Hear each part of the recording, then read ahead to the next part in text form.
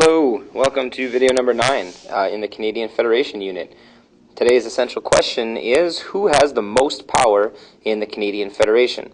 So to answer that, we're going to be looking at a couple of things, as well as making sure that we review some of the reasons why people wanted to have a federation in the first place. So we're going to be able to evaluate some of the arguments both for and against Confederation.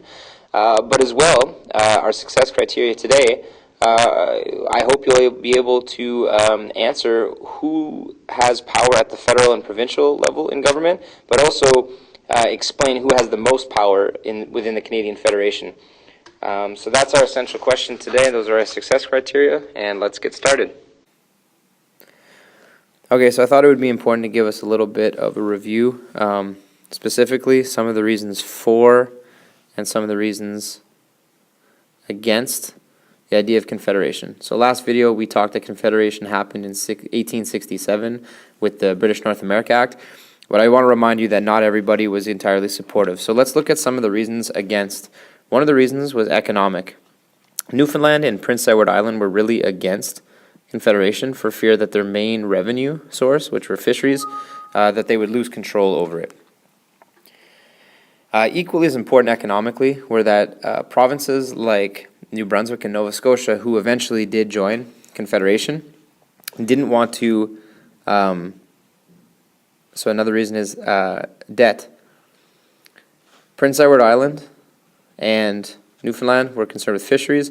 Debt was really what Nova Scotia and New Brunswick concerned. The construction of railroads, due to railroads, was costing United Canada a lot of money, and what that would mean for New Brunswick and Nova Scotia is if they joined the Dominion of Canada, then that meant that they would also accumulate that debt, which they didn't see as a good thing to do because the railroads weren't being built out east.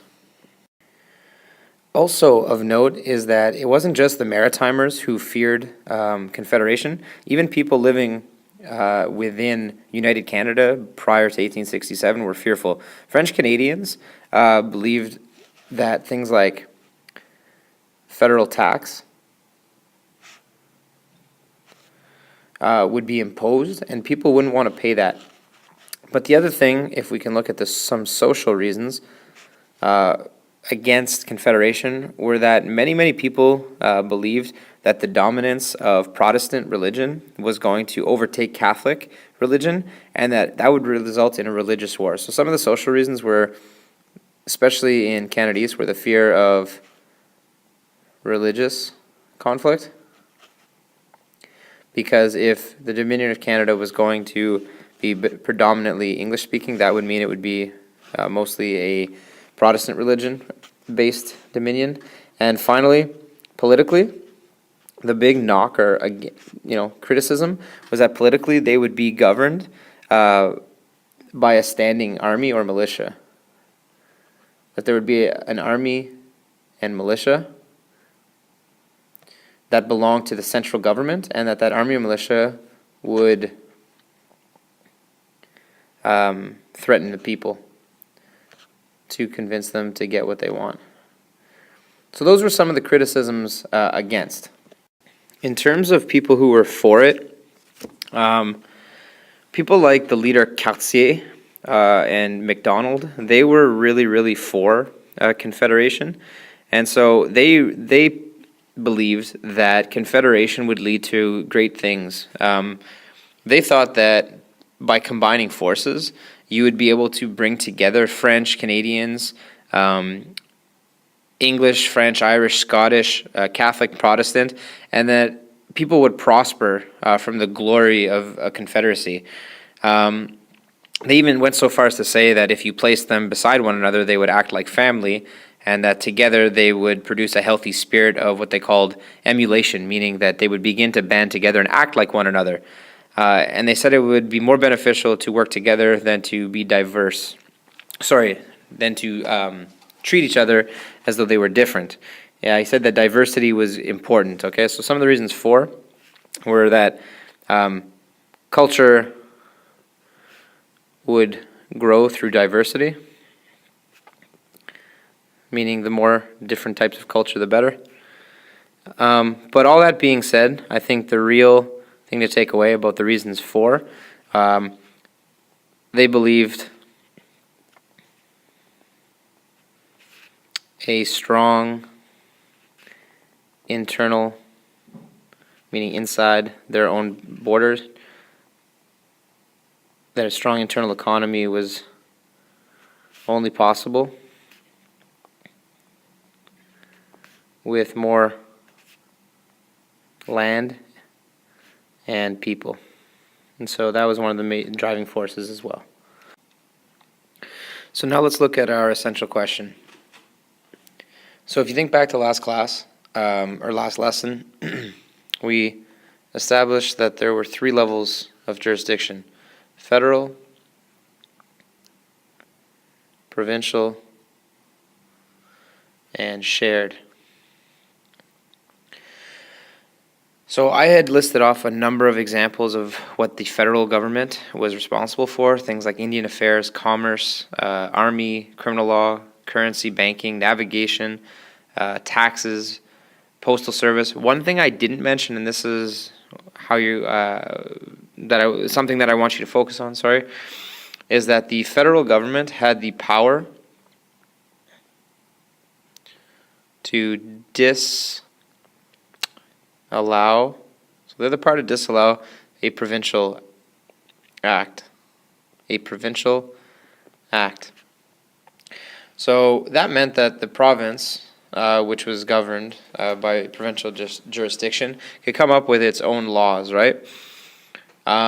Some of the things that they came up with, I'll give you an example, would be like their courts. They had established their own court system, right? So if you break the civil law, right, so things that happen within the province, you would be taken to court.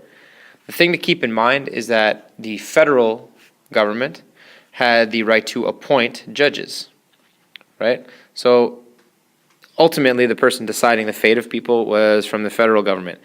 That's one example. Another example, though, would be, say, something like roads and public works. Sure, the province could decide where they wanted to build roads. However, the federal government could at any point step in and can make recommendations or make changes. The thing to keep in mind, though, is that they did share certain things, okay, from time to time. However, it really, really is important to note that the federal government, which was really governed by the central government, which was a constitutional monarchy, had the majority of the power. The other thing that I want you to take away from this is the fact that at that time, you now had a system of government in place where basically the monarch was officially the head of state, right? The people who held the ultimate power. But really, that was just a symbol. It didn't actually prove itself to be all that effective. The person who really held most of the power was the prime minister and the cabinet of ministers, okay? The cabinet of ministers and the prime minister are the people who are making really all of the decisions within the federal government. The House of Commons and the Senate, okay, known as the legislative branch, they were the groups of people who could discuss federal government. However, the prime minister and cabinet had ultimate say. Obviously, they would discuss these matters in an open forum. However, it's just important to note that the majority of the power was in the hands of the federal government. The last little thing that I want to add, here's my little thought bubble, just in terms of federal versus provincial government, is just think of it like federal it applies to the whole country, right? Those laws, that type of government applies to the entire country. Provincial is regulated and really only valid within a province. So I think it's pretty safe to say that federal government held the majority of the power in this new Dominion of Canada. Okay, so that sums up video number 9. Let's just first be reminded of our essential question before leaving. So the question was, who has the most power in the Canadian Federation? In order to answer that question, you have to be able to identify the power of the federal and provincial governments, and you need to be able to explain who has the most power within the Canadian Federation. We also talked a little bit about the reasons for and against Confederation in the first place, and so if you can be able to identify those as well, that would be great. Thank you everyone for watching video number 9, and I will see you again. Bye-bye.